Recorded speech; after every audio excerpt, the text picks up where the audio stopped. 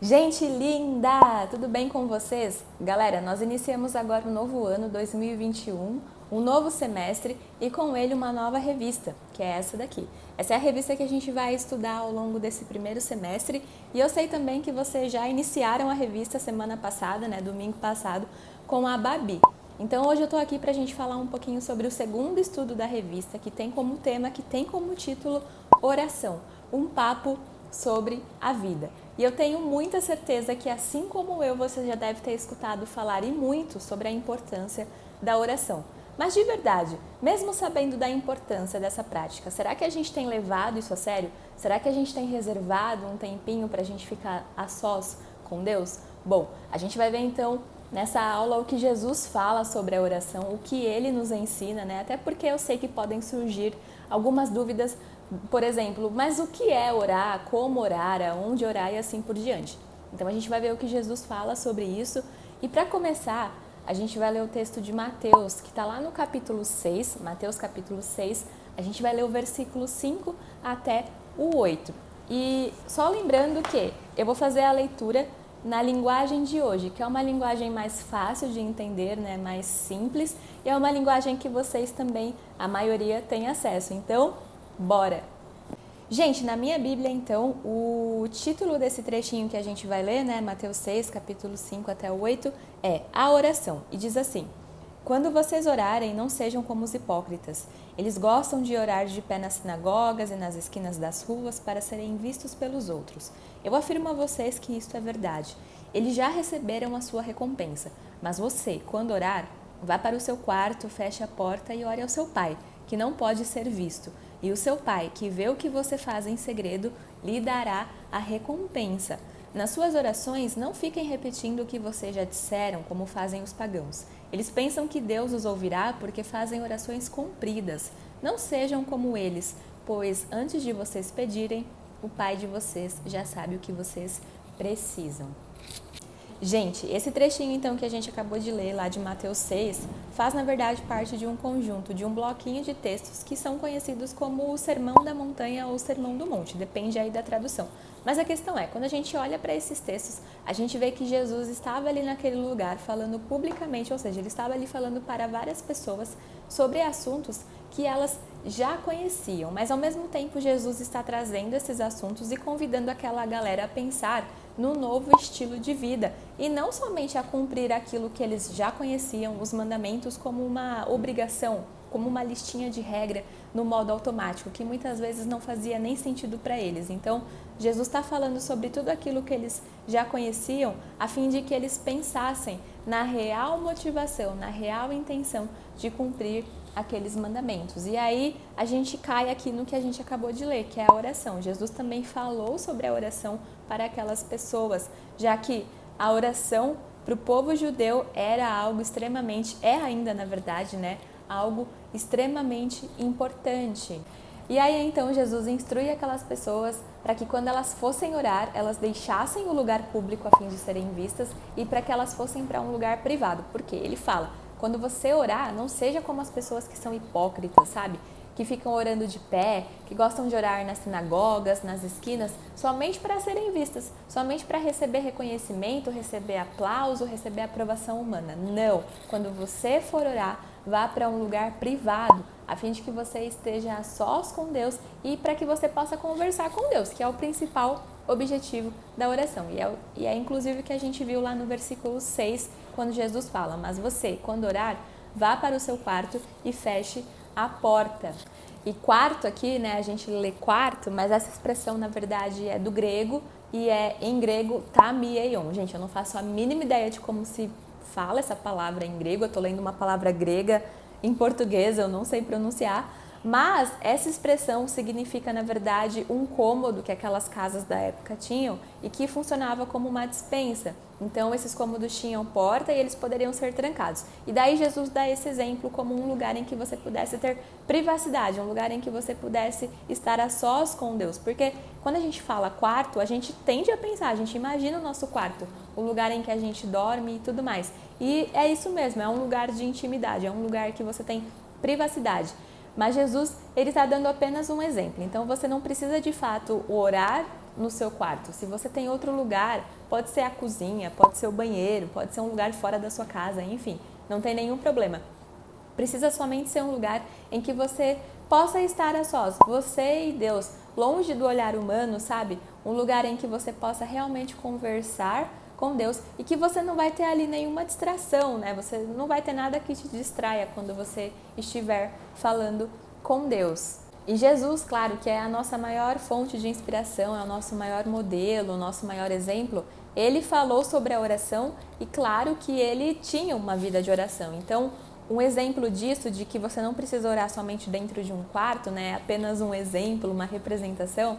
Jesus, por exemplo, ele orava sozinho em jardins, ele orava sozinho em montes, ele orava sozinho em desertos. Então, Jesus também tinha uma vida de oração, não necessariamente dentro de um quartinho propriamente dito, mas em lugares que ele podia se conectar com Deus e falar com Deus, e de forma sincera, sendo quem ele é realmente. Falando sobre tudo isso, então, existem aqui 2 pontos que podem ajudar a gente na nossa oração, a gente a pensar sobre a nossa oração.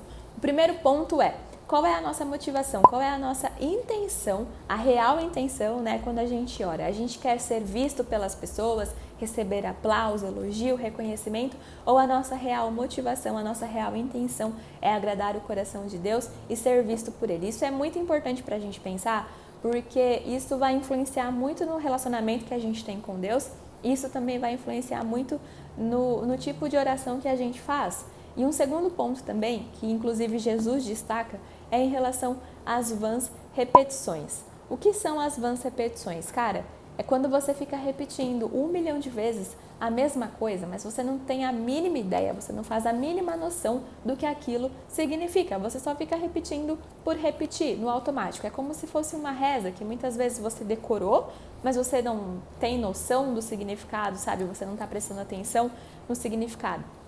E olha só o que Jesus diz lá no versículo 7. Ele fala pra gente, nas suas orações, não fiquem repetindo o que vocês já disseram, como fazem os pagãos. Então, quando a gente ora, a gente precisa ser sincero, é uma conversa com o Senhor. Então, você está prestando atenção no que você está falando, você não está falando no automático só porque você decorou, não, é algo real. E tem muita gente que acha que ficar repetindo a mesma coisa 54 milhões de vezes vai fazer com que Deus escute melhor a sua oração ou responda mais rápido a sua oração.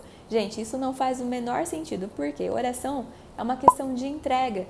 Se você confia em Deus, se você tem um relacionamento com Deus, você tem confiança em Deus, certo? E aí se você entrega o que for, pode ser um problema, um sonho, um medo, enfim, você pode entregar tudo para Deus. Se você entregou, você confia, você tem a certeza de que Ele vai cuidar. E se Ele vai cuidar, você pode o quê? Descansar. Por quê? Porque Ele é Deus e a vontade dEle é soberana. Então, se você entregou, não tem porquê ficar lembrando Deus do assunto 1 milhão de vezes, como se você não confiasse nele, como se você desconfiasse de que ele não fosse lembrar daquilo que você falou. Por quê? Ao contrário de mim, ao contrário de você, Deus não tem memória de Dory, que é aquele peixinho azul do filme que se esquece das coisas de meio em meio minuto. Não, cara, então confia, entrega. Se você entregou, Deus vai cuidar. E se Ele fizer, porque aquilo que você queria estava dentro da vontade dEle. Mas se Ele não fizer, é porque aquela não era a vontade dEle para aquele momento. Lembra que Deus conhece o começo, o meio e o fim da sua vida. Ele sabe o que é melhor para você. Então, se você realmente tem esse relacionamento de ter Deus como um pai e você um filho, cara, Ele vai cuidar, Ele vai suprir todas as tuas necessidades. Amém? Gente, eu sei que para muitas pessoas ainda existe aquela ideia errada, assim, de que oração é só para aquelas pessoas que têm uma vida sem erro, sem falha, que são perfeitas, ou para aquelas pessoas que estão na igreja há muito tempo e por isso elas merecem e sabem como orar melhor. Não faz o menor sentido, não é sobre merecimento, não é sobre tempo de igreja, é sobre ter relacionamento com Deus. E eu sei também que muitas vezes a gente erra e erra feio. A gente faz coisas que a gente se sente culpado ou que a gente tem vergonha até mesmo de contar para Deus. Mas é quando isso acontece que a nossa primeira opção precisa ser correr para o colo de Deus. Eu sei que como ser humano, quando a gente faz uma coisa que a gente tem muita vergonha ou que, enfim, causa uma coisa muito ruim na gente, eu sei que a tendência é a gente fugir, se esconder de Deus e falar, cara, como é que eu vou contar isso para Deus? Mas é aí que está o ponto. você errou, aconteceu algo desse nível, aí sim você precisa correr e contar para Deus. E você pode pensar, tá, mas como é que eu faço isso? Eu não sei orar, eu não me sinto preparado para orar. Aí que você se engana, porque oração é uma conversa com Deus, é você falar com Deus de forma sincera, é você contar tudo o que está acontecendo, o que você fez, conta o seu dia, conta o que aconteceu, conta com quem você falou, conta as coisas que você fez e que você gostou, as coisas que aconteceram e que você não gostou, conta o que te chateou, conta o que você quer melhorar, sabe? É simplesmente falar com Deus de forma sincera. E não é mudar a voz, não é só falar coisas formais, tem gente que muda até a entonação de voz, e pra que isso? Não faz o menor sentido. Deus é um Deus real, então seja uma pessoa real também pra Ele, sabe? Não é uma postura específica, eu tenho que estar somente de joelho para orar, senão Deus não vai escutar a minha oração. Cara, não faz o menor sentido. Você pode orar do jeito que você quiser. Se você quiser orar plantando bananeira, você pode orar. A questão é que precisa ser realmente uma conversa sincera, sem máscara, sabe? A gente detesta quando a gente sabe como uma pessoa é e quando ela vem falar com a gente, ela muda a postura, muda o jeito de falar com a gente só para tentar agradar a gente. Enfim, a gente não gosta disso. A gente não gosta de pessoas que não são reais. E porque quando a gente vai falar com Deus, a gente muitas vezes quer ser uma pessoa que não faz o menor sentido, sabe? Que não combina com a gente. Então, seja de verdade, fale para Ele tudo aquilo que está no seu coração. E isso, gente, é uma prática. Você começa muitas vezes aos pouquinhos e depois isso vai aumentando, até que isso vai gerar um prazer em você. E quando você se der conta, você não vai conseguir passar um dia sem falar com Ele, porque é realmente uma prática e você começa a ter prazer de estar com Ele. Muito bem, gente linda, para a gente terminar a nossa aula de hoje, então, sobre oração, eu só queria concluir dizendo que não tem nenhum problema com a oração comunitária, ou seja, não tem nenhum problema da gente orar na igreja. Isso é, inclusive, um estímulo, muitas vezes, um incentivo para que a gente passe a orar também no privado, no quartinho, como disse Jesus. A questão é que a gente não pode limitar a nossa vida de oração somente no culto, a gente não pode transformar a nossa oração num culto. Por exemplo, domingo tem culto, então eu vou lá, vou orar e aí o resto da semana eu não oro nunca mais, não falo nunca mais com Deus. Não, isso é totalmente errado.